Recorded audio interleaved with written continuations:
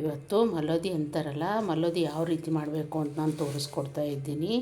ಈಗ ನಮ್ಮ ಕಡೆ ಮಲೋದಿ ಮಾವಿನ ಹಣ್ಣಿನ ರಸ ಊಟ ಮಾಡ್ತಾರೆ. ಅದು ಯಾವ ರೀತಿ ಮಾಡ್ಬೇಕಂತ ತೋರಿಸ್ಕೊಂಡಿರ್ತಾ ಇದ್ದೀನಿ. ನಾನು ಇಲ್ಲಿ ಗೋಧಿ ಹಿಟ್ಟು ತೊಗೊಂಡಿದ್ದೀನಿ. ಗೋಧಿ ಹಿಟ್ಟು ಒಂದು ಸ್ವಲ್ಪ ಉಪ್ಪು ಹಾಕ್ಕೋಬೇಕು, ಆಮೇಲೆ ಸ್ವಲ್ಪ ಎಣ್ಣೆ ಹಾಕ್ಕೋಬೇಕು. ಎಣ್ಣೆ ಹಾಕ್ಕೊಂಡು ಚಪಾತಿ ಹಿಟ್ಟು ಯಾವ ಥರ ನಾದ್ಕೋತೀವಲ್ಲ ಅದೇ ಥರ ಇದನ್ನು ಹಿಟ್ಟು ನಾದ್ಕೋಬೇಕು. ನಾನು ಇವಾಗ ಹಿಟ್ಟು ನಾದ್ಕೋತಾ ಇದ್ದೀನಿ. ಹಿಟ್ಟು ನಾದ್ಕೊಂಡಾದ್ಮೇಲೆ ತೋರಿಸ್ತೀನಿ ನಿಮ್ಗೆ ಯಾವ ರೀತಿ ನೋಡಿ. ಈ ರೀತಿ ಹಿಟ್ಟು ನಾದ್ಕೋಬೇಕು. ಪೂರ ಗಟ್ಟಿನೂ ನಾದ್ಕೋಬಾರ್ದು, ಪೂರ ಅಳಸನೂ ನಾದ್ಕೋಬಾರ್ದು. ನಾವು ಚಪಾತಿ ಯಾವ ರೀತಿ ಮಾಡ್ತೀವಲ್ಲ ಅದೇ ರೀತಿ ಹಿಟ್ಟು ನಾದ್ಕೋಬೇಕಿಲ್ಲ. ನಾದ್ಕೊಂಡಿನಿ ನೋಡಿ. ಆಮೇಲೆ ಇಷ್ಟು ದೊಡ್ಡ ದೊಡ್ಡ ಉಳ್ಳೆಗಳನ್ನು ಮಾಡಿಟ್ಕೊಂಡು ಅದು ಹಿಟ್ಟಿನಲ್ಲಿ ಈ ರೀತಿ ಎದ್ಕೊಂಡು ಚಪಾತಿ ಲಟ್ಟಿಸ್ಬೇಕು. ಮಡಿಸ್ಲಿಕ್ಕೆ ಹೋಗ್ಬಾರ್ದು, ಎಣ್ಣೆ ಹಚ್ಚಲಿಕ್ಕೆ ಹೋಗ್ಬಾರ್ದು, ಏನು ಮಾಡಬಾರ್ದು. ಹಾಗೆ ಇದು ಹಿಟ್ಟು ಚಪಾತಿ ಗೋಲ್ ಲಟ್ಟಿಸ್ಕೋಬೇಕು. ನಾನಿಲ್ಲಿ ಲಟ್ಟಿಸ್ಕೊಂಡು ತೋರಿಸ್ತೀನಿ ನಿಮಗೆ ನೋಡಿ. ಈ ರೀತಿ ಲಟ್ಟಿಸ್ಕೋಬೇಕು. ಅಷ್ಟು ತೆಳ್ಳನೂ ಇರಬಾರ್ದು, ಅಷ್ಟು ದಪ್ಪನೂ ಇರಬಾರ್ದು. ಈ ರೀತಿ ಲಟ್ಟಿಸ್ಕೋಬೇಕು. ಆಮೇಲೆ ಒಲೆ ಮೇಲೆ ಹಂಚಿಟ್ಕೋಬೇಕು. ಕಾದಿದೆ. ಮೊದಲಿಗೆ ಸ್ವಲ್ಪ ಮೆತ್ಕೋಬಾರ್ದು ಹಂಚಿಗೆ ಅಂಥೇಳಿ ಸ್ವಲ್ಪ ಮೊದಲಿಗೆ ಹಂಚಿಗೆ ಎಣ್ಣೆ ಹಚ್ಬಿಟ್ಟು ಚಪಾತಿ ಬೇಯಿಸ್ಕೋಬೇಕು, ಸುಟ್ಕೋಬೇಕು. ಚಪಾತಿ ಈ ರೀತಿ ಇದ್ರ ಮೇಲೆ ಸುಟ್ಕೋಬೇಕು. ಮೊದಲಿಗೆ ಈ ರೀತಿ ಚಪಾತಿನ ಎರಡು ಕಡೆ ಚೆನ್ನಾಗಿ ಸುಟ್ಕೋಬೇಕು.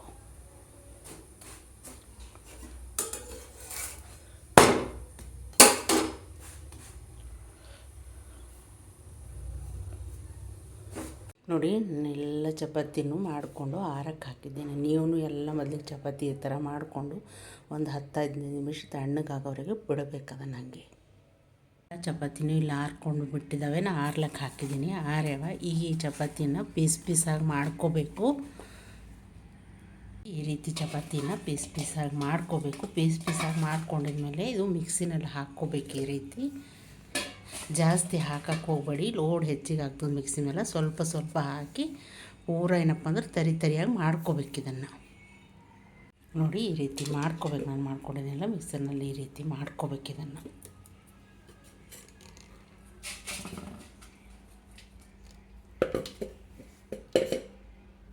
ನೋಡಿ, ಈ ರೀತಿ ನಾನು ಎಲ್ಲ ಚಪಾತಿನೂ ಮಿಕ್ಸರ್ನಲ್ಲಿ ಹಾಕ್ಕೊಂಡು ಈ ರೀತಿ ಮಾಡಿಟ್ಕೊಂಡಿದ್ದೀನಿ. ನಿಮಗೆ ಎಷ್ಟು ಮಾಡ್ಕೊಂಬಂದ ಅಷ್ಟು ಈ ರೀತಿ ಮೊದಲಿಗೆ ಇದು ಮಾಡಿಟ್ಕೋಬೇಕು ನೋಡಿ. ಆಮೇಲೆ ಅದೇ ಮಿಕ್ಸಿ ಜಾರ್ನಲ್ಲಿ ನಾನು ಈ ಡಬ್ಬದಿಂದ ಒಂದು ಡಬ್ಬ ಸಕ್ಕರೆ ಹಾಕ್ಕೋತಾ ಇದ್ದೀನಿ. ಸಕ್ಕರೆ ನೋಡ್ಕೊಂಡು ಹಾಕ್ಕೊಳ್ಳಿ, ಯಾಕಂದರೆ ಯಾರ್ಯಾರಿಗೆ ಜಾಸ್ತಿ ರುಚಿ ಇಷ್ಟ, ಯಾರ್ಯಾರಿಗೆ ಸ್ವಲ್ಪ ರುಚಿ ಇಷ್ಟ ಸಕ್ಕರೆ ಹಾಕ್ಕೊಳ್ಳಿ. ಆಮೇಲೆ ನೋಡಿ, ಇಲ್ಲಿ ನಾನು ಏಲಕ್ಕಿ ತೆಗ್ಕೊಂಡಿನಿ. ಏಲಕ್ಕಿನೂ ಸಕ್ಕರೆನಲ್ಲೇ ಹಾಕಿ ಪುಡಿ ಮಾಡ್ಕೋಬೇಕು. ಸಕ್ಕರೆನ ಒಂದು ಸ್ವಲ್ಪ ತರಿಯಾಗಿ ಪುಡಿ ಮಾಡ್ಕೊಳ್ಳಿ. ಪೂರ ಪೌಡ್ರ್ ಮಾಡ್ಲಿಕ್ಕೆ ಹೋಗಬೇಡಿ.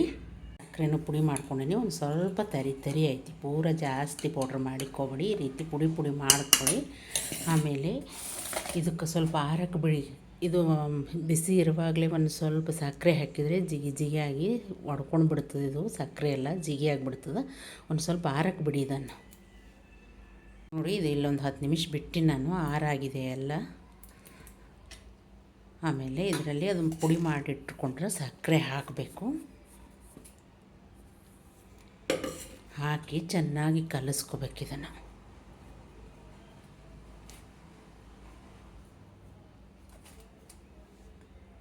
ನೋಡಿ, ಈ ರೀತಿ ಒಣ ಕೊಬ್ಬರಿ ಇರ್ತದಲ್ಲ, ಇದನ್ನು ತೊಗೋಬೇಕು. ಒಣ ಕೊಬ್ಬರಿ ತೊಗೊಂಡು ಈ ರೀತಿ ತುರ್ಕೋಬೇಕು. ಈ ರೀತಿ ಇದರಲ್ಲಿ ತುರ್ಕೊಂಡು ಇಟ್ಕೋಬೇಕು ಇದನ್ನು ಮೊದಲಿಗೆ.